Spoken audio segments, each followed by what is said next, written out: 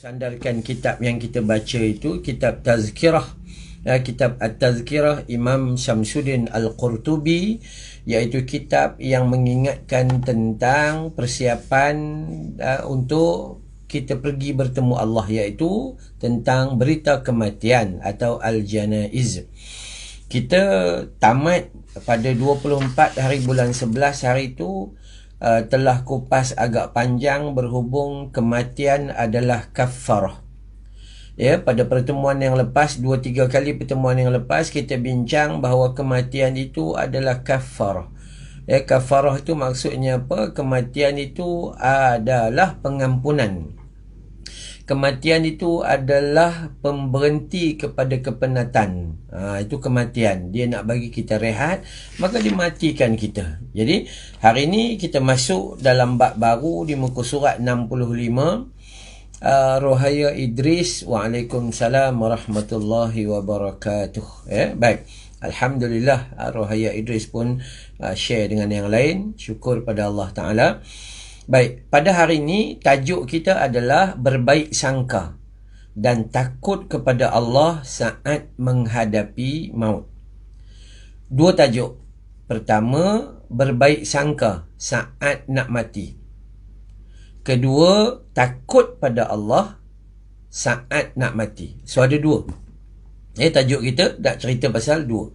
Berbaik sangka kepada Allah saat kita nazak, atau saat kita nak mati, atau saat kita sakit, atau saat kita tua, yang kita jangka bahawa tak lama lagi kita akan mati. Kita sentiasa berbaik sangka, atau dalam bahasa Arabnya kita panggil husnuzan, prasangka baik kepada Allah. Okay. Yang kedua, takut kepada Allah. Apa maksud takut kepada Allah? Takut kepada Allah ini berbeza dengan takut kepada manusia. Takut kepada Allah, kita semakin dekat dengan Allah Ta'ala. Kita mencari-cari Allah Ta'ala. Kita mendekatkan diri pada Allah. Tapi takut kepada manusia, kita akan lari jauh daripada manusia. Itu indahnya takut kepada Allah Ta'ala. Berbaik sangka dan takut kepada Allah Ta'ala, yakni ketika menghadapi kematian. Bismillahirrahmanirrahim. Jangan ada seseorang pun yang meninggal dunia kecuali dalam keadaan berbaik sangka kepada Allah Subhanahu wa Ta'ala dan takut kepadanya. Kalimah paling awal dalam kitab kita ini, jangan ada di antara kita yang ketika kita nazak, ketika kita nak mati, ketika kita sedang didatangi maut, dalam keadaan kecuali kita ni berbaik sangka. Bahawa ketika sakit kita berbaik sangka dengan Allah, ketika kita nak mati pun kita berbaik sangka. Tak apa, ini Allah Ta'ala punya urusan, bukan kita punya urusan. Urusan kita adalah belajar untuk menjadi hamba yang taat sampai bila-bila. Yang itu sahaja. Yang lain-lain kita kena berbaik sangka dengan apa yang telah ditentukan oleh Allah Subhanahu wa Ta'ala, dan takut kepada Allah. Kita takut, takut apa? Takut dosa kita tak diampunkan Allah. Risau, takut nanti kita mati, kita tak dapat duduk di dalam keadaan yang terbaik, yakni di syurga Allah Subhanahu wa Ta'ala. So jangan hilang daripada kehidupan kita saat kita nak mati itu rasa prasangka baik kepada Allah Ta'ala. Baik, Fauziah Rohani, waalaikumsalam warahmatullahi wabarakatuh. Baik, dalam hal ini Imam Muslim telah meriwayatkan dari Jabir radhiyallahu anhu, dan dia telah berkata, saya mendengar Rasulullah sallallahu alaihi wasallam bersabda 3 hari sebelum wafatnya. Nurihan Abdullah, waalaikumsalam warahmatullahi wabarakatuh. Imam Muslim dalam satu hadis, dia meriwayatkan daripada Sayyidina Jabir radhiyallahu anhu. Dan Sayyidina Jabir cerita bahawa Nabi SAW bersabda, yakni ketika Nabi bersabda tu, kata Sayyidina Jabir, lebih kurang 3 hari sebelum baginda Nabi SAW wafat. Apa kata Nabi? La yamutanna ahadukum. Yakni jangan ada seseorang pun kalian ini yang mati illa wa huwa yuhsinu dhanna billah, kecuali ia berbaik sangka kepada Allah Subhanahu wa Ta'ala.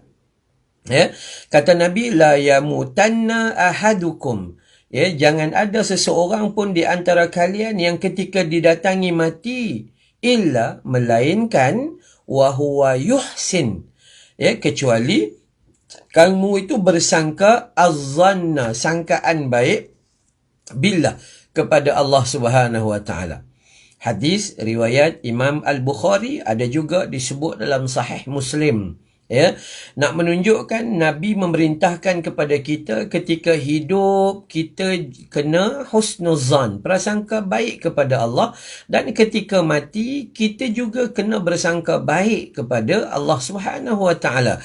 Kerana kita ini hidup kita menyerah diri kepada Allah dengan ketentuan yang telah ditentukan, maka Allah Subhanahu wa taala tidak pernah zalim kepada hambanya, melainkan Allah meletakkan sesuatu yang terbaik untuk hambanya.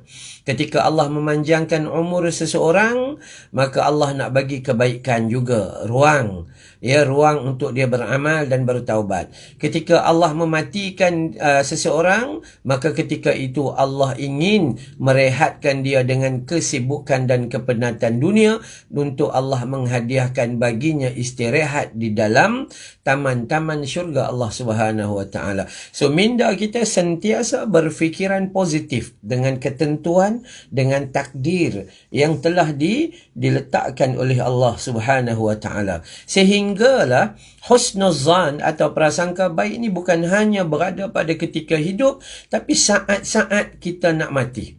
Saat-saat kita nak mati itu Nabi kata wa huwa yuhsinu zanna billah.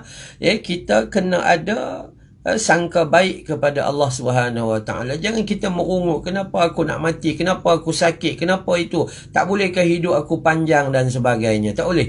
Melainkan kita bersangka baik bahawa kematian ini adalah satu istirahat bagi kita, kerana dah lama hidup.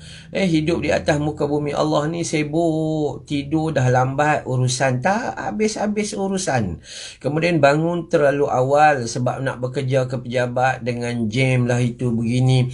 Kerja 1 bulan, daripada 1 hari bulan sampailah 29 hari bulan kita dapat gaji. Kerja ni kerja sampai 29 hari bulan dapat gaji, 4 hari bulan gaji pun habis. Besok kerja lagi.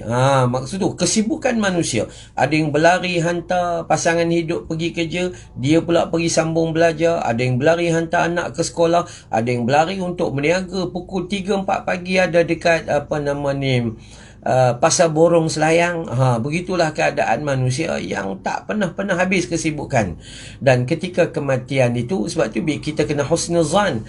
Husnuzan kita apabila kita diberi kehidupan baru seumpama hari ini, kita bersyukur pada Allah. Allah sedang memberi ruang untuk kita bertaubat dan memperbaiki amal soleh kita.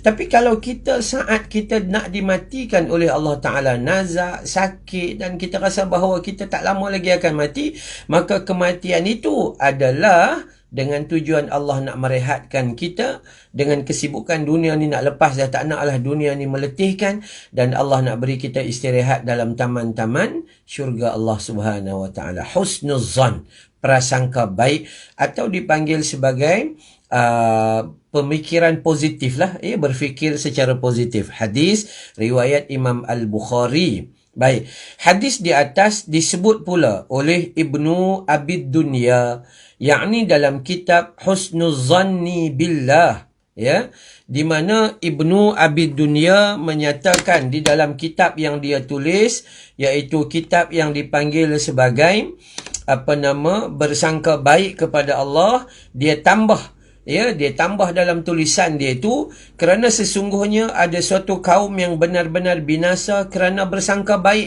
buruk kepada Allah Ta'ala. Ketika hidup dia bersangka buruk, ketika dia nak mati pun dia sangka buruk. Kenapalah aku nak kena mati, kenapalah aku ini, esok anak aku nak makan apa, pasangan hidup aku macam mana, rumah tangga aku, harta aku yang ditinggalkan, siapa nak jaga, begitu begini. Dia bersangka buruk kepada Allah Ta'ala. Berdasarkan hadis ini, Ibnu Abid Dunya menulis dalam kitabnya Husnuzanni Billah, dia tambah ada orang yang rosak binasa. Terutama dia memetik ayat Al-Quran daripada surah Fussilat ayat 23 Di mana maksudnya, maka Allah tabaraka wa ta'ala berfirman kepada mereka, dan yang demikian itu adalah prasangka kamu yang telah kamu sangka terhadap Tuhanmu. Prasangka itu telah membinasakan kamu, maka jadilah kamu termasuk orang-orang yang merugi. Jadi orang yang apabila dia bersangka baik dengan apa yang Allah izin berlaku padanya, maka Allah memberi berdasarkan kepada prasangka yang dia lakukan. Seandainya buruk prasangkanya, maka buruklah yang dia dapat. Seandainya baik prasangkanya, maka prasangka benda baiklah yang dia dapat. Ada orang melihat, ada orang yang melihat apa sahaja yang datang padanya semua kebaikan. Kita selalu ulang hadis riwayat Imam Muslim, ajaban li amril mu'min, ajaibnya bagi orang beriman. Apabila datang kebaikan padanya, maka dia syakara, dia syukur, alhamdulillah, orang beriman. Apabila datang musibah padanya, maka dia sabara, dia sabar, inna lillahi wa inna ilaihi raji'un. Maka kata Nabi, kedua-duanya adalah merupakan kebaikan bagi orang beriman. Sama ada datang nikmat atau datang musibah, baginya sedua-dua kebaikan. Maka inilah yang kita nak mengubah corak pemikiran kita, rasa hati kita, agar kita mengubah pandangan kita. Semua yang negatif menjadi positif. Semua yang su'uzan, prasangka buruk itu ditukar, dipusing, diubah menjadi husnuzan dan prasangka baik. Ya, ini sebab tu ruginya dan binasanya. Sebab itu Allah menyatakan dalam Al-Quran surah Fussilat ayat 23 itu, dan yang demikian itu adalah prasangka kamu yang telah kamu sangka terhadap Tuhanmu. Macam mana kamu sangka terhadap Tuhanmu, maka itulah yang berlaku kepada diri kamu. Andai kita berprasangka baik dengan Allah, maka baiklah. Andai sangka kita bersangka buruk terhadap Allah, maka buruklah kedudukan kita, maka kita termasuk golongan yang rugi. Itu ayat Quran Fussilat ayat 23 dan hadis riwayat Imam Al-Bukhari. Jadi kalau setakat ni, kalau kita belajar setakat ni, maka apa pedoman kita? Kita dituntut untuk bersangka baik kepada Allah, terutama saat kita nazak. Ya, bersangka baik. Begitu juga ketika kita sihat, kita menziarahi orang yang sedang nazak, orang yang sedang sakit, maka kita perlu memberi dia nasihat. Ya, bagi tahu dia supaya dia bersangka baik dengan Allah Subhanahu wa taala. Dia kena bersangka baik. So kita memberi nasihat kepada pasangan hidup kita, menasihat kepada ayah dan ibu kita, nasihat kepada anak-anak, rakan taulan dan sahabat handai kita. Ya, apabila sampai pada waktu dia nazak atau dia sakit, dia harus bersangka baik. Kerana apa? Kerana Allah Subhanahu wa taala sedang menentukan kebaikan demi kebaikan seandainya dia bersangka baik dengan Allah Subhanahu wa taala.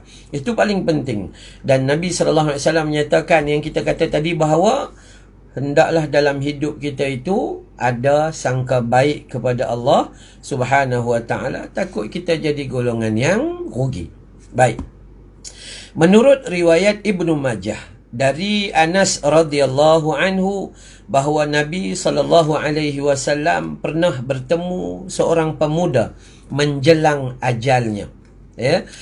Sifat Nabi SAW apabila dia dengar ada berita orang nazak, maka ketika itu dia cuba berusaha untuk mendapatkan waktu untuk menziarahi orang sakit ni.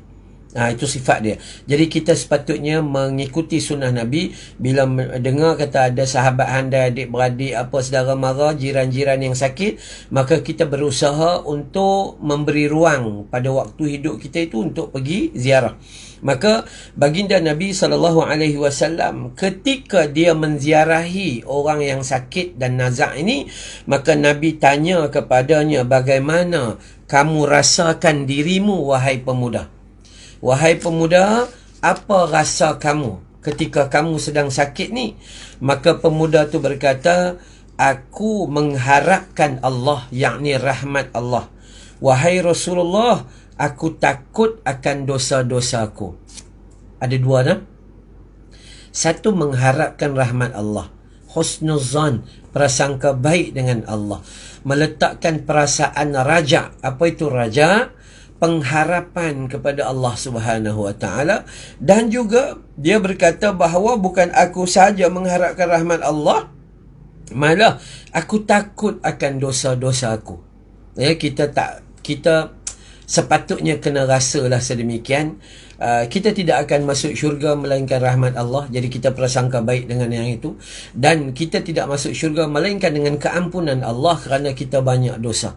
Dosa pada Allah ada, dosa pada mak ayah ada, dosa pada pasangan hidup ada, dosa pada anak-anak ada, dosa pada majikan ada, dosa pada pekerja ada, dosa dengan teman-teman dan jiran-jiran, dosa kepada umat Islam di atas muka bumi Tuhan yang banyak tertekan dan sebagainya. Ini kadang-kadang kita tak larat nak menghadap benda ni, maka dengan cara kita minta ampun pada Allah, itu kemenangan. Ya, ada dua. Ketika kita nak mati seperti pemuda ni, dia mengharapkan rahmat Allah, belas kasihan Allah, iaitu husnuzan, dan juga dia takut akan dosa-dosa dia. Maka Rasulullah sallallahu alaihi wasallam menjawab apa? Dia jawab, Nabi bersabda, tidaklah berkumpul dua perasaan itu. Ya, tidaklah berkumpul dua perasaan itu dalam hati seseorang hamba yang mukmin, yakni yang beriman, dalam situasi seperti ini, melainkan Allah memberikan apa yang dia harapkan dan mengamankan dari apa yang dia takutkan. Hadis Hasan Ahkam Al-Janaiz karya Albani rahimahullahu ta'ala anhu. Nah, cantik kan? Bila Nabi SAW pergi ziarah orang sakit, dia ni pemuda, bukan orang tua, pemuda. Pemuda ni, bila dia pergi kepada pemuda ni tengah nazak, dan Nabi tanya, wahai pemuda, apa harapan kamu? Apa perasaan kamu? Kata pemuda tersebut, aku benar-benar mengharapkan rahmat Allah dan aku takut kepada Allah atas dosa-dosaku. Dua. Harap dengan husnuzan, betul-betul nak rahmat Allah, dan aku takut kepada Allah atas dosa-dosa aku. Maka sehinggalah Nabi SAW menyebut bahawa tidaklah ada dua perasaan ini. Husnuzan, harap rahmat Allah, dan takut atas dosa itu berada dalam hati mukmin. Tidaklah dua kalimah ini berada dalam hati mukmin, melainkan Allah akan memberi kepadanya apa yang dia harapkan. Bila bergabung dua perasaan di dalam hati manusia ketika nazak, ketika dia sakit, bila bergabung dua perasaan nakkan rahmat Allah dan juga perasaan takut akan dosa-dosa kita ini, maka Allah tidak akan membiarkan dia, melainkan memberi apa yang dia harapkan. Kalau dia harapkan rahmat dan barakah, Allah akan bagi rahmat dan barakah. Dan Allah akan mengamankan apa yang dia takutkan. Kalau dia takutkan dosa, Allah amankan dia dengan nilai keampunan diberi kepadanya. Allahu Akbar wa subhanallah. Nah, cantik. Hadis ini hadis hasan. Hadis ini hadis baik. Jadi kalau kitalah sebagai orang-orang biasa yang tidak ada kekuatan sangat ni, ya, kita yang duduk di qaryah Masjid Al-Mu'minun, pada hari ini kita baca hadis, dan ada ke tidak dalam hati kita, dalam diri kita, gabungan dua ini ketika kita sedang sihat? Kerana manusia tidak akan hadir perasaan itu ketika mati, melainkan dia membentuk perasaan itu ketika dia hidup. Kerana pada ketika gangguan berlakunya maut, datangnya gangguan daripada syaitan, gangguan daripada dosa, daripada amal buruknya, daripada hawa nafsunya, sangat mengganggu dan sukar untuk menghadirkan dua perkataan tersebut, dua perasaan tersebut, melainkan dia membentuk di dalam diri dia ketika hidup. Dalam keadaan kita melalui kehidupan sihat sebelum kita sakit nak mati, dalam sihat itu perlu ada pengharapan terhadap rahmat Allah. Perlu sentiasa ada perasaan raja, mengharap rahmat Allah. Perlu sentiasa ada perasaan sangka baik kepada Allah, Dan perlu juga sentiasa menggabungkan sangka baik itu dengan perasaan takut terhadap salah, silap dan dosa yang kita lakukan. Takut Allah tidak mengampunkannya. Maka barang siapa yang ketika hidup membentuk pengharapan kepada Allah dengan prasangka baik dan membentuk perasaan takut akan dosa-dosa ini, maka ketika dia nazak nanti, ketika dia sakit nak mati bertemu dengan maut, maka Allah menjanjikan seperti mana janji yang disampaikan oleh Nabi SAW, Allah akan memberi apa harapan dia. Kita harapkan rahmat Allah, Allah bagi. Dan Allah akan mengamankannya, memberi keamanan terhadap apa yang dia takutkan. Kalau kita takutkan dosa, Allah amankan kita dengan memberi keampunan atas segala macam dosa kita. Indahnya kasih Allah kepada hambanya. Ini keindahan Islam. Contoh keindahan mudah yang kalau kita perasan, Nabi sebut dalam hadis sahih, barang siapa yang ketika dia berada dalam keadaan sihat dan berada dalam keadaan tenang dan damai di rumahnya, dia beramal dan beribadah banyak-banyak, dan satu ketika dia bermusafir atau dia sakit, maka terhalanglah amal solehnya itu. Dia tak boleh lagi buat amal soleh seperti mana dia sihat dan duduk di rumah, lalu dia terpaksa pergi bermusafir, terhalang untuk melakukan kebaikan tambahan. Atau ketika dia sakit, terhalang dalam seperti mana nak beramal ketika sihat, maka ketika itu Allah memberikan baginya pahala seumpama amalan ketika dia sedang sihat. Ketika di rumah, kita duduk di rumah macam ni, maka kita baca Al-Quran, kita solat di awal waktu, kita duduk bersama ahli keluarga, berbual mesra dengan ahli keluarga, mencari nafkah dan sebagainya, solat, kemudian kita duduk dalam majlis ilmu dan sebagainya lah. Tiba-tiba kita bermusafir, contoh nak balik ke utara, naik highway plus utara selatan, pergi ke arah utara. Dalam perjalanan, kalau duduk di rumah sempat solat duha, tapi ketika perjalanan itu tak sempat sebab berjalan jauh, maka dalam keadaan tiada kesempatan kerana musafir itu, kita mendapat pahala seperti kita melakukan solat duha. Yakni seandainya ketika kita senang, ketika di rumah kita buat. Ataupun dalam keadaan sihat kita beramal macam-macam amalan, dan sampai satu ketika kita jatuh sakit dan kita tak mampu beramal seumpama amalan tambahan yang kita buat ketika sihat. Ketika kita sakit, maka kita mendapat pahala seperti amalan kita ketika kita sihat. Bermaksud apa? Bermaksud waktu kita sihat hendaklah memperbanyakkan amal. Waktu kita sakit, ketika tiada kemampuan, maka kita mendapat pahala seperti mana kita dalam keadaan sihat, yakni beramal tanpa henti. Begitulah yang dijanjikan oleh baginda Nabi SAW. Apabila manusia mengharapkan Allah Ta'ala ketika dia nak mati, maka Allah tidak akan menghampakan harapannya, Allah bagi rahmat. Apabila manusia ketika nak mati takut akan dosa-dosanya itu, maka ketika itu Allah akan memberi keamanan daripada dosanya itu dengan memberi keampunan kepadanya. Subhanallah. Ya, dua kebaikan hasil daripada perasaan husnuzan dan takut akan dosa-dosa ketika kita nak mati. Tapi ulang balik, saya selalu ulang supaya kita ingat dan faham dan tidak pernah lupa bahawa untuk ketika nazak itu kita jadi manusia yang prasangka baik dan harap pada Allah. Untuk ketika nazak itu kita merasa takut dengan dosa kita, maka persiapkanlah ketika kita sihat ini. Dalam keadaan sihat ini, kita persiapkan perasaan itu dulu. Dalam keadaan sihat, letakkan pengharapan pada Allah. Ya Allah, ya Allah, ya Allah, aku mengharapkan rahmat-Mu. Satu. Ya Allah, ya Allah, ya Allah, aku takut akan dosa-dosa aku. Dua. Seandainya dibentuk dalam hidup kita ketika sihat, insya-Allah ketika kita mati, perasaan itu akan berpanjangan, menjadikan kita itu akan dimakbulkan kerahmatan Allah dan juga akan diamankan oleh Allah, yakni diampunkan segala macam dosa kita.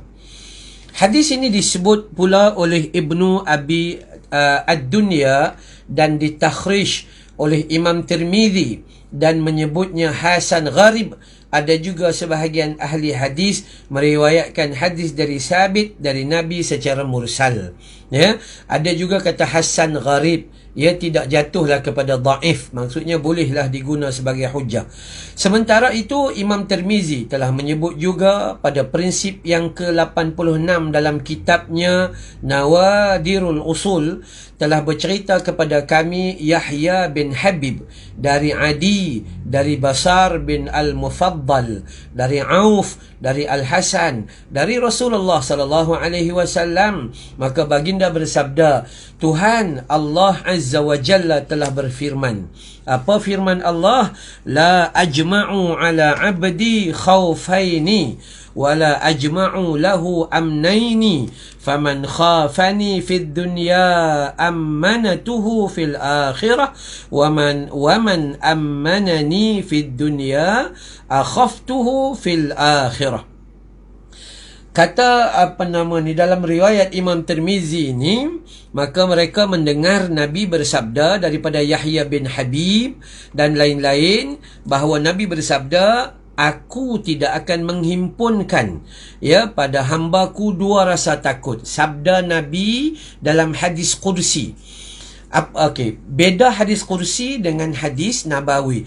Hadis Nabawi bila Nabi bersabda, tapi bila hadis Qudsi, Nabi bersabda bahawa Allah telah berfirman.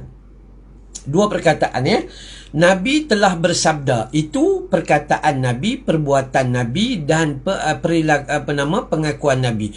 Tapi kalau hadis Qudsi, Allah berbicara terus dengan Nabi dan Nabi menyampaikan kepada kita bahawa Nabi telah bersabda bahawa Allah, bahawa Allah telah berfirman.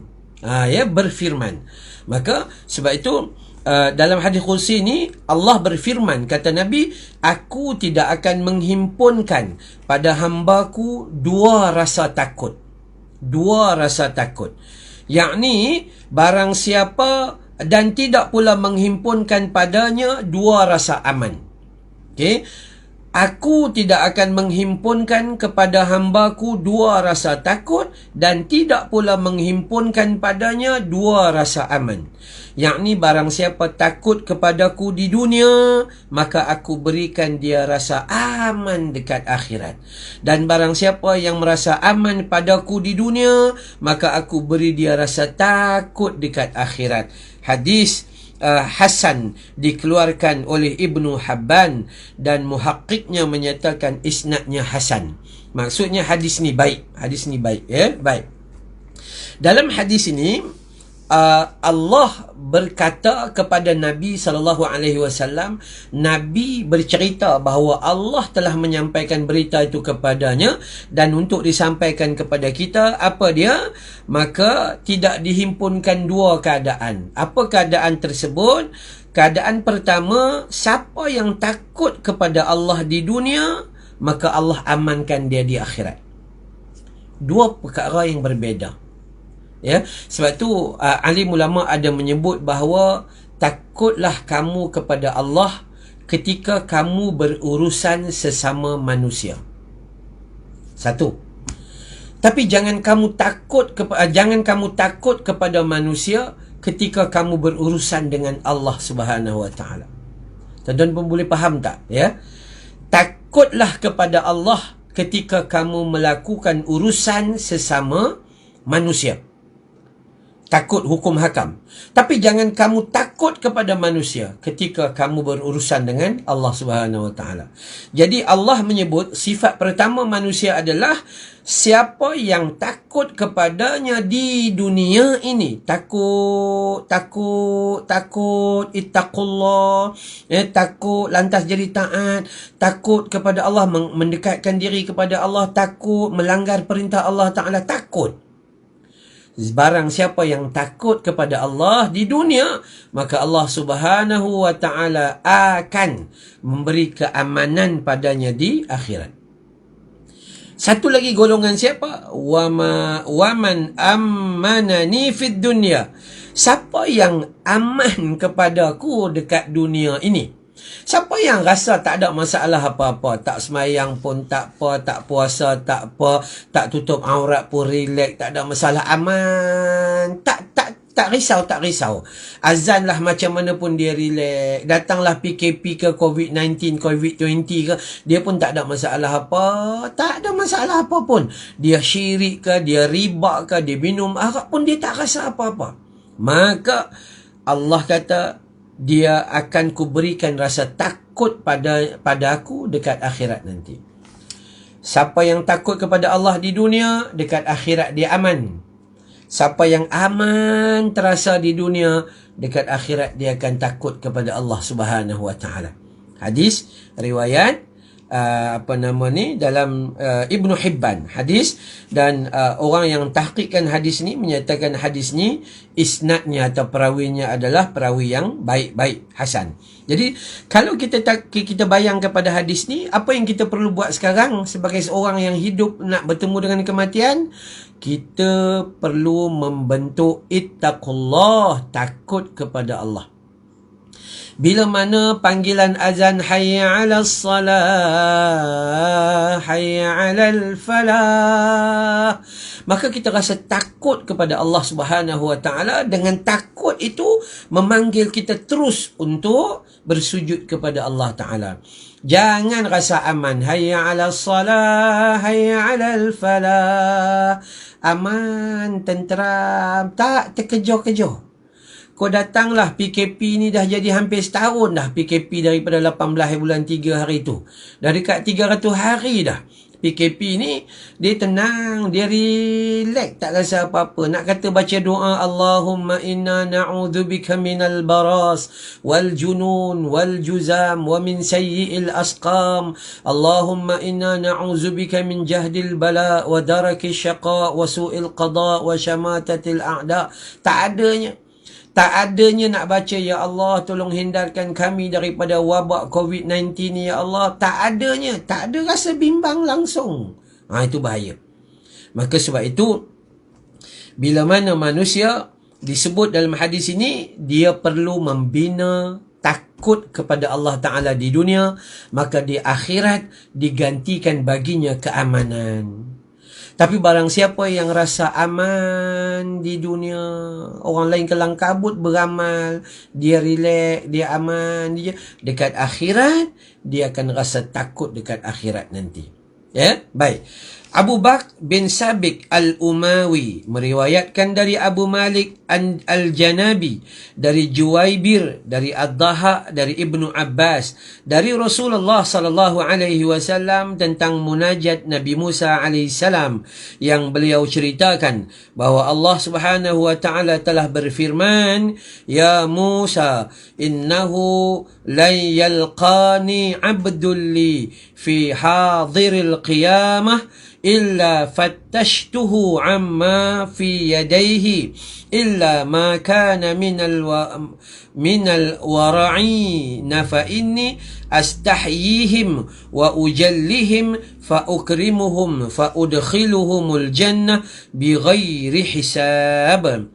Hai Musa, sesungguhnya tidak ada seorang pun hambaku yang menemuiku pada hari kiamat, melainkan aku memeriksanya tentang apa yang ada pada kedua tangannya, kecuali dari orang-orang yang wara', kerana aku malu kepada mereka, bahkan aku mengagungkan mereka, yakni aku muliakan mereka, dan aku masukkan mereka ke dalam syurga tanpa hisab. Baik. Dalam ayat yang riwayat daripada ini, bahawa cuma kita melihat di sini hadis ini tidak ada perawinya, ya. Walaupun disebut daripada Abu Bakar Sabiq Al-Umawi, meriwayatkan daripada Abu Malik Al-Janabi, dari Juwaibir, dari Ad-Dhahak, dari Ibnu Abbas. Ya, dia sebut saja daripada Ibnu Abbas, tapi periwayat terakhir tidak disebut. Sama ada Imam Muslim ke, Imam Al-Bukhari ke, tidak disebut, ya. Maka kita tidak boleh mengambil satu hadis yang tidak jelas. Takut-takut hadis tersebut adalah hadis yang palsu. Tapi cuma bila kita baca, kita kena amanah dengan ilmu. Paling tidak kita mengambil pedoman moralnya, pesanan di dalam. Katakanlah ini hadis yang tidak sahih, tapi kita nak mengambil moral dan pesanan daripadanya. Bukan kepercayaan, bukan, tapi moral dia. Baik, contohnya yang disebut di sini bahawa Allah Subhanahu Wa Taala akan memeriksa tentang apa yang ada di dua tangan kita. Maksudnya ini benar bahawa Allah Subhanahu Wa Taala akan periksa apa sahaja yang ada menjadi harta kita di dunia. Sama ada Allah memeriksa seluruh kepala sampai ke kaki kita, nikmat ni kita guna ke tidak untuk mentaati dia, ataupun kita guna nikmat yang dipinjamkan ini untuk menentang dia. Allah akan cek dari mana rezeki. Maksud dalam tangan ini apa? Rezeki kita dapat sahih ke tidak, halal ke tidak, betul ke tidak caranya, dan bagaimana rezeki itu disimpan, rezeki itu dibelanja, adakah benar mengikut syariat. Kecuali orang yang warak. Maksud orang yang warak ni apa? Orang yang warak itu dia malu kepada Allah Subhanahu Wa Taala untuk apa nama ni? Berbelanja di luar daripada kebenaran Allah Subhanahu Wa Taala. Maka di sini Allah kata Allah mengagungkan mereka, orang yang warak, orang yang merasa cukup dengan apa yang ada, orang yang tidak ada tamak dan haloba, orang yang tiada melampaui batas, dan orang yang merasa cukup dengan apa yang ada. Maka Allah mengagungkan mereka. Kemudian Allah memuliakan mereka. فَأُدْخِلُهُمُ الْجَنَّةِ بِغَيْرِ حِسَابٍ. Aku memasukkan mereka ke dalam syurga tanpa hisab. Siapa mereka yang masuk syurga tanpa hisab ini? Orang yang bila mana Allah memberi harta kepadanya, dia mengambil harta itu dengan cara betul. Maksudnya ketika dia berusaha mencari harta dengan cara yang betul, dia membelanjakan harta itu dengan cara syariat, dan kemudian dia tidak bertuhankan hartanya. Ya, dia tidak bertuhankan hartanya. Maksudnya apa? Dia mengendalikan hartanya seperti mana yang diperintah oleh Allah dan Rasul. Maka Allah memuliakan orang ni. Dan orang yang mengendalikan harta dengan betul, Allah Subhanahu Wa Taala memasukkan dia ke dalam syurga tanpa perhisaban. Ya, fa udkhiluhumul jannah bighairi hisab, tanpa perhisaban. Okey? Baik. Barang siapa malu kepada Allah di dunia ini atas apa-apa yang dia telah perbuat, maka Allah akan malu memeriksanya dan menanyainya. Allahu Akbar, subhanallah. Manusia ni apabila dia nak buat jahat, dia terasa malu kepada Allah kerana dia tahu Allah sedang melihat dia. Maha yang ada pada Allah itu maha melihat, maha mendengar, maha mengetahui zahir maupun batin. Maka setiap kali dia nak buat benda-benda yang buruk, benda-benda yang haram dan sebagainya, maka dia malu kepada Allah. Maka begitu juga Allah juga malu nak tanya dia, sebab dia ni malu kepada Allah. Maka dan Allah tidak akan menghimpunkannya padanya dua rasa malu sekaligus, sebagaimana dia tidak menghimpun padanya dua rasa takut. Yakni dia sentiasa akan berada dalam keadaan malu yang menghadirkan keamanan. Ya, keamanan. Dia takut di dunia, tapi dia aman dekat akhirat.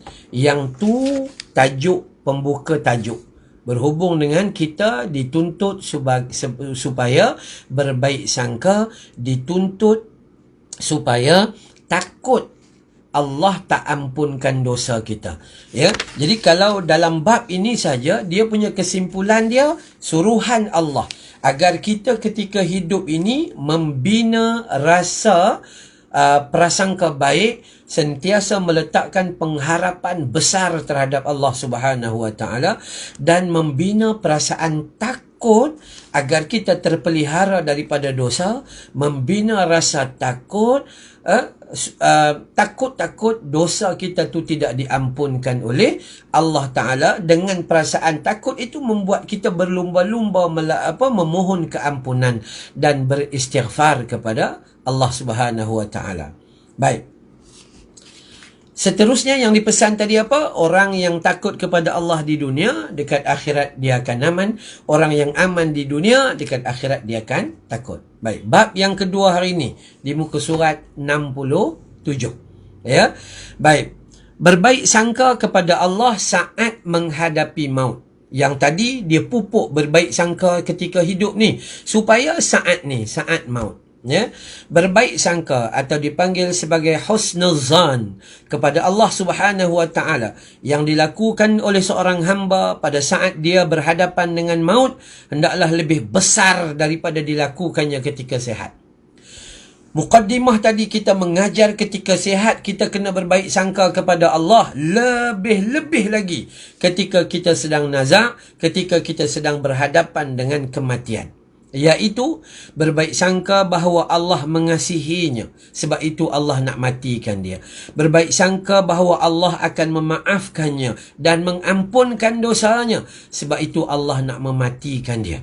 Dan seyogianya orang-orang yang berada di sisinya mengingatkan hal itu. Itu yang kita kata pada permulaan tadi tu. Orang yang nak mati itu berbaik sangka. Ketika Allah nak ambil nyawa dia, dia berbaik sangka. Kerana apa? Nyawa ini hak Allah Subhanahu Wa Taala. Ketika dia bagi, itu hak dia. Ketika dia nak ambil, itu hak dia. Ketika dia bagi penuh dengan kebaikan, ketika dia nak ambil juga pasti ada kebaikan di sebaliknya. So kita berprasangka baik. Dan juga dipesan oleh penulis ini, Al-Qurtubi pesan juga pada orang yang berada di sisinya, iaitu orang-orang yang sihat di sisi orang-orang yang nazak ini.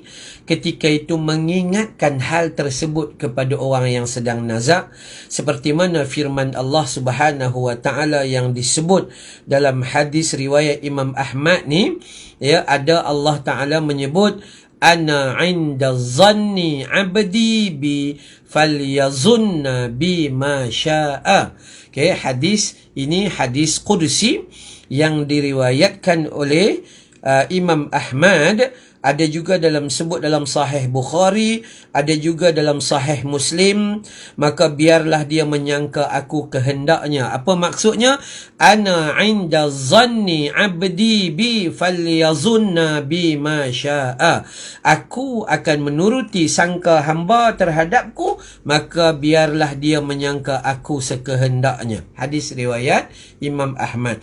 Apa maksudnya? Maksudnya adalah kalau kita bersangka baik kepada Allah, maka Allah bersangka baik kepada kita. Tapi kalau kita bersangka buruk, maka Allah biarkan kita. Ya. Jadi kita kena bersangka baik. Orang yang duduk di sebelah orang yang sakit ini sentiasa mengucapkan perkataan sabar. Pasti ada kebaikan. Kan daripada dulu bila kita belajar dalam kitab ni, saya selalu sebut hadis Nabi, bahawa Nabi apabila dia pergi menziarahi orang sakit, sebanyak kata-kata yang dia keluarkan adalah apa? Adalah dia kata jangan bimbang, jangan risau, insya-Allah tahurun. Insya-Allah akan dibersihkan, disucikan, disembuhkan. La ba'sa tahurun insya-Allah. Ini perkataan kalimah Nabi. Ya, ketika Nabi pergi ziarah orang sakit, Nabi kata la ba'sa, jangan risau, jangan apa kita panggil, jangan keliru, ya, jangan marah, jangan apa-apa sajalah. La ba'sa tahurun, akan dibersihkan, akan disembuhkan, akan diberi kebaikan, insya-Allah, dengan izin Allah Subhanahu wa taala. Ini perkataan yang kita boleh guna ketika kita ziarah orang yang sakit untuk membuat dia bersabar dengan ujian. Bukan hanya ujian kosong, tapi ujian untuk memberi keampunan dan pahala baginya. Menurut riwayat Hammad bin Salamah dari Thabit dari Anas bin Malik radhiyallahu anhu, dia berkata, sabda Rasulullah sallallahu alaihi wasallam, jangan sesekali ada seorang pun dari kamu sekalian mati kecuali dia berbaik sangka kepada Allah, kerana sesungguhnya berbaik sangka kepada Allah adalah bayaran untuk masuk ke dalam syurga Allah Subhanahu wa taala. Baik, sebelum kita bagi penerangan, kita tengok di bawah dia tu. Nombor 2 itu apa? Isnadnya dhaif dengan kelengkapan seperti berasal daripada Musnad Anas radhiyallahu an, tetapi bahagian awalnya sahih, sedang dalam hadis Muslim dinyatakan berasal daripada Musnad Jabir radhiyallahu anhu. Baik, yang mula-mula tu sahih. Yang mana sahih? Jangan sesekali ada seseorang pun dari kamu sekalian mati kecuali berbaik sangka dari Allah Ta'ala. Petikkan dari hadis sahih. Tetapi pada perenggan yang kedua, kerana sesungguhnya berbaik sangka kepada Allah adalah bayaran untuk masuk syurga. Hadis ini yang perenggan di belakangnya adalah dhaif.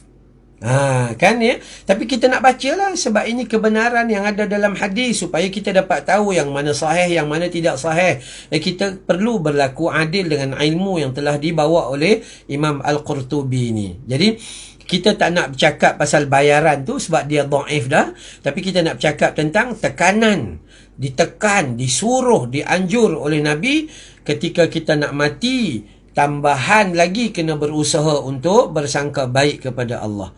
Diriwayat pula daripada Abdullah ibnu Umar.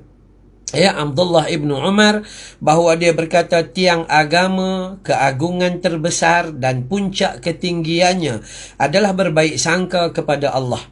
Abdullah ibn Umar berkata, ini bukan Nabi punya kata, tapi Abdullah ibn Umar, anak kepada Sayyidina Umar, Abdullah bin Umar bin Al-Khattab, anak kepada Sayyidina Umar, berkata, tiang agama, keagungan terbesar dan puncak ketinggian adalah berbaik sangka kepada Allah. Dalam hidup kita, apabila kita sentiasa bersangka baik dengan Allah, tidak bersangka buruk dengan Allah, maka itulah kemenangan, ketenangan, kedamaian dan keamanan yang paling besar di dalam kehidupan manusia. Barang siapa daripada kamu sekalian yang mati dalam keadaan berbaik sangka kepada Allah, dia akan masuk syurga dengan manja. Ini maksudnya dalam keadaan gembira tanpa rasa takut. Kata Abdullah ibn Umar, apabila ada padamu tiang agama, ada padamu keagungan terbesar, ada padamu puncak ketinggian, yakni berbaik sangka. So barang siapa yang mati dalam keadaan dia berbaik sangka kepada Allah, maka dia ini dakhalal jannah. Dia akan masuk syurga Allah Ta'ala dalam keadaan yang manja, santun, lembut, tanpa rasa takut, dalam penuh kegembiraan. Ini disebut oleh Abdullah ibn Umar, sangka baik. Dan Abdullah bin Mas'ud juga. Tuan-tuan perempuan kalau perasan, saya selalu ulang juga ni. Orang dulu-dulu namanya Abdullah bin Abdullah pun ada. Kenapa? Sebab Abdullah dan Abdul Rahman adalah dua nama yang paling Allah Subhanahu Wa Taala sayang. Jadi kalau kita dengar nama Abdullah ibnu Mas'ud, Abdullah ibnu Abbas, Abdullah ibnu Umar, macam-macam Abdullah lagi, maka itu nama yang baiklah, insya-Allah. Baik, Abdullah bin Mas'ud juga menyatakan, demi Allah yang tiada Tuhan melainkan Dia, tidak seorang pun yang berbaik sangka kepada Allah melainkan Allah memberinya apa yang dia sangka, hal kerana segala kebaikan ada di tangan Allah. Abdullah ibnu Umar tadi kata, siapa yang mati dalam keadaan kita ini berbaik sangka pada Allah, masuk syurga dalam keadaan yang penuh kemanjaan. Abdullah ibn Mas'ud pula berkata, demi Allah, dia bersumpah atas Asmaul Husna Allah, ya, barang siapa yang berbaik sangka kepada Allah, maka Allah akan memberi apa yang dia sangkakan. Tapi kalau dia buruk sangka kepada Allah, Allah tinggalkan dia dengan buruk sangka. Jadi sangka baik ini boleh diumpamakan sebagai doa. Sangka baik, harap baik, maka dia seumpama doa. Maka Allah akan memakbulkan sangkaan dan harapannya. Ini seperti mana Allah memakbulkan permintaan di dalam doanya. Kemudian Ibnu Mubarak menyebut, Sufyan telah menyampaikan bahawa Ibnu Abbas berkata, apabila kamu sekalian melihat tanda kematian pada seseorang, maka berilah dia khabar gembira agar dia menemui Tuhannya dalam keadaan berbaik sangka kepadanya. Tapi apabila dia masih hidup, maka berilah dia peringatan yang menakutkan. Ya, kalau ikut penerangan di bawah ini, isnadnya dhaif kerana munqati'. Ya, dia hadis ini daripada Ibnu Al-Mubarak ini menyebut bahawa kata-kata Ibnu Abbas ini adalah yang dhaif, ya, yang dhaif sebab riwayat dia terputus. Maksudnya tapi cuma kita nak ambil pesanan lah. Pesanan macam biasa kita ambil pesanan. Walaupun dia ni dhaif, tapi pesanan yang dia ambil tu ada tak? Ada dalam ni. Apa pesanan dia? Bila kamu melihat ada seseorang yang nazak, maka berilah dia khabar gembira. Apa khabar gembiranya? Ajarlah dia kembali kepada Allah, ajar dia kesabaran, ajar dia kalimah la ilaha illallah, ya, ajar dia supaya ingat kebaikan-kebaikan yang Allah telah kurnia baginya, ajarkan dia supaya menjadi orang yang berprasangka baik. Okey, dan kalimah yang kedua itu, ya, munqati' itu adalah terputus, ya, hadis yang terputus, ya, Azizah Ahmad. Baik, apabila dia hidup, maka peringatan kepada orang hidup tu apa? Peringatan yang menakutkan. Sebab apa? Sebab dalam hadis tadi kan sebut, siapa yang rasa takut di dunia, dekat akhirat dia aman. Siapa yang aman di dunia, dekat akhirat nanti dia takut. Maka orang yang nak mati diajar supaya berprasangka baik kepada Allah. Orang yang panjang hidup diajar supaya beri peringatan, ya, jaga-jaga, nanti ada kematian datang, itu dan ini dan sebagainya. Ya, jadi kalau kita melihat di sini, hadis ni yang dapat daripada Ibnu Al-Mubarak ini, bahawa hadis ni adalah dhaif. Baik, kita pindah ke muka surat 68. Sambung sikit lagi. Adapun kata Al-Fudail, rasa takut itu lebih utama daripada harap jika seseorang masih sihat. Tapi apabila kematiannya akan tiba, maka harap adalah lebih utama daripada rasa takut. Ulama bila dia menulis, sangat padu, sangat padat. Cuba tengok apa kata Al-Fudail bin Iyad. Al-Fudail menyatakan bahawa rasa takut lebih utama daripada harap jika seseorang itu sihat. Macam kita yang sihat ini, kita rasa takut sangat-sangat, takut hidayah tak lekat pada kita. Takut sangat-sangat, takut kita ni dijauhkan daripada orang yang kuat beramal. Ya, takut sangat-sangat, takut kita tak dapat petunjuk daripada Allah Subhanahu Wa Taala. Akhir dengan perasaan takut itu membuat kita kembali kepada Allah Subhanahu Wa Taala, membuat kita lebih berhati-hati. Lebih berhati-hati. Maka kita menjadikan usaha, akibat daripada takut itu kita berusaha untuk memohon keampunan, untuk beribadah, mencari jalan-jalan ke syurga Allah Subhanahu Wa Taala. Hasil daripada perasaan takut. Sebab tu takut lebih utama kepada orang yang sedang sihat berbanding harap. Tapi harap itu lebih utama kepada orang yang hampir mati berbanding takut. Ketika kita nak mati, masa tu harapan kita penuh 100%, 110% dituju kepada Allah Ta'ala. Ya Allah, aku langsung tak ada kekuatan. Aku berserah kepadamu, Ya Allah. Bantulah aku untuk mendapat kalimah syahadah di akhir hayatku. Matikan aku dalam iman. Matikan aku dalam Islam, Ya Allah. Betul-betul meletakkan harap. Itu di antara dua kalimah. Bagi orang yang sihat, takut adalah lebih utama daripada harap, kerana takut menjadikan dia terhindar daripada benda haram dan membuat dia dekat kepada Allah Ta'ala. Tapi bila dia nak mati, harap lebih utama daripada takut. Kenapa? Sebab pada waktu tu dia tak ada ruang lagi untuk beribadah. Maka ketika itu dia benar-benar berharap 100% atau 110% kepada Allah Subhanahu wa Ta'ala. Siapa yang kata tadi? Al-Fudail bin Iyad. Baik, seterusnya. Begitu pula Ibnu Abid Dunya menceritakan dari Yahya bin Abdullah Al-Basri, dari Siwar bin Abdullah, dari Al-Mu'tamir. Maka dia berkata, kata ayahku pada saat menjelang wafatnya. Al-Mu'tamir, dia bercerita, hai Al-Mu'tamir, ceritakanlah kepadaku keringanan-keringanan supaya aku bisa menemui Allah dalam keadaan berbaik sangka kepadanya. Al-Mu'tamir ketika ayah dia nak mati. Ketika ayah dia nazak, maka ayah dia kata, wahai anakku, ceritakanlah kepadaku keringanan-keringanan. Apa maksud keringanan?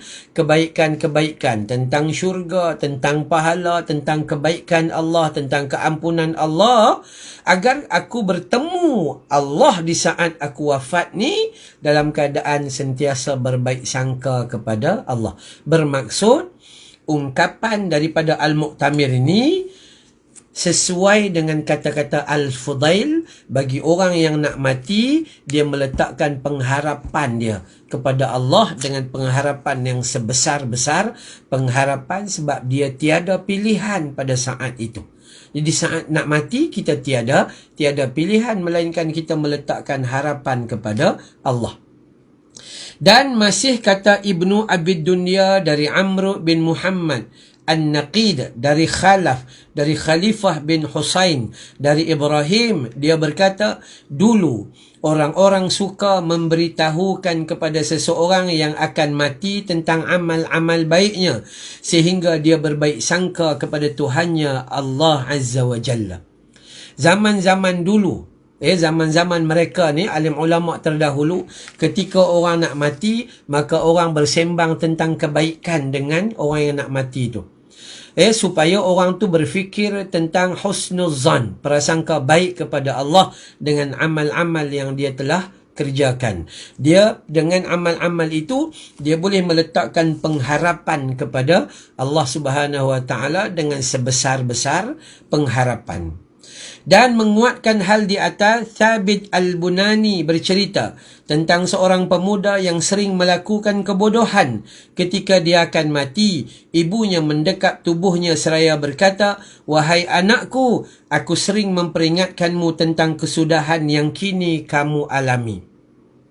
Pemuda itu menjawab, wahai ibunda, sesungguhnya aku punya Tuhan yang banyak memberi kebajikan, dan sesungguhnya hari ini aku tetap berharap akan beroleh sebahagian dari kebajikannya.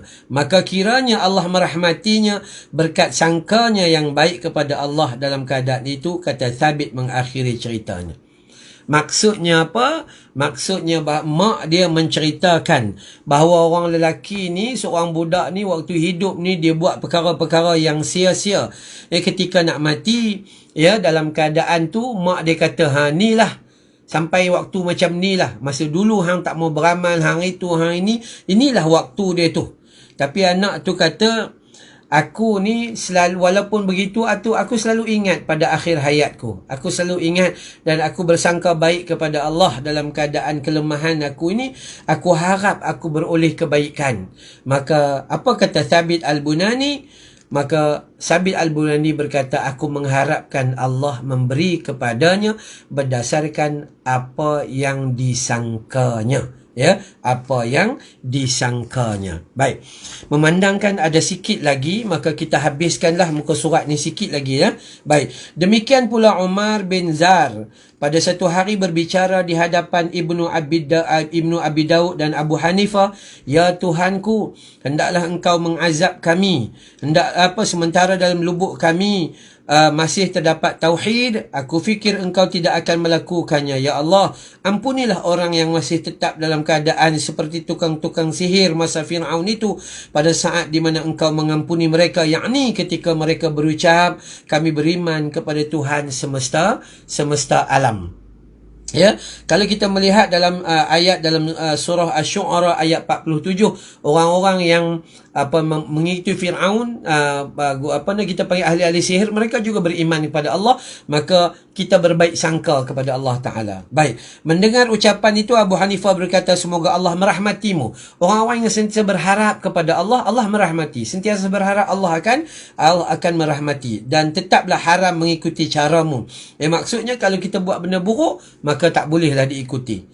Nabi Yahya bin Zakaria apabila menemui Nabi Isa bin Maryam alaihi wassalatu wassalam, dia cemberut. Berbeza dengan Nabi Isa alaihi salam, apabila dia menemui saudaranya, dia tersenyum. Ada yang mukanya bila berjumpa dengan orang setengah orang akan garang, setengah orang dia akan senyum. Maka Nabi Isa bertanya, kamu ketika temui aku dengan wajah yang sedemikian, sepertinya kamu putus asa. Jawab Nabi Yahya, aku menemuimu dengan tersenyum sepertinya orang yang aman sahaja. Ya, maka Allah menurunkan wahyu kepada keduanya, sesungguhnya orang yang lebih aku sukai dari kalian berdua ialah orang yang lebih berbaik sangka kepadamu. Jadi kita bila berjumpa dengan seorang, jangan buat muka. Walaupun orang tu buat muka, maka kita sentiasa senyum dan kita meletakkan sangka baik terhadap orang tu, Allah akan bagi terhadap apa yang kita sangka baik. Sementara itu Zaid bin Aslam bercerita, ada seseorang didatangkan pada hari kiamat lalu dititahkan, bawalah orang ini ke neraka. Orang itu segera bertanya, mana salatku, mana puasaku? Maka Allah menegaskan, pada hari ini aku putuskan kamu dari rahmatku, sebagaimana kamu dulu membuat hamba-hambaku putus asa terhadap rahmatku. Berkaitan dengan semua itu, Allah Subhanahu wa taala berfirman, wa may yaqnatu mir rahmati rabbih illa dhallun. Tidak ada yang berputus asa terhadap rahmat Tuhannya kecuali orang yang sesat. Jadi apa kesimpulan kita? Kesimpulan kita dari hidup sampai kita mati, maka jangan putus asa terhadap rahmat Allah, hidayah Allah, harapan kebaikan dari Allah, keampunan Allah. Jangan sesekali kita berputus asa, kerana illa dhallun, iaitu kalau orang tu putus asa dengan rahmat Allah, maka dia orang yang sebenar-benar sesat. Jadi hidup pun kita kena bersangka baik, sampailah kita ketika nak wafat pun kena bersangka baik kepada Allah Subhanahu wa taala.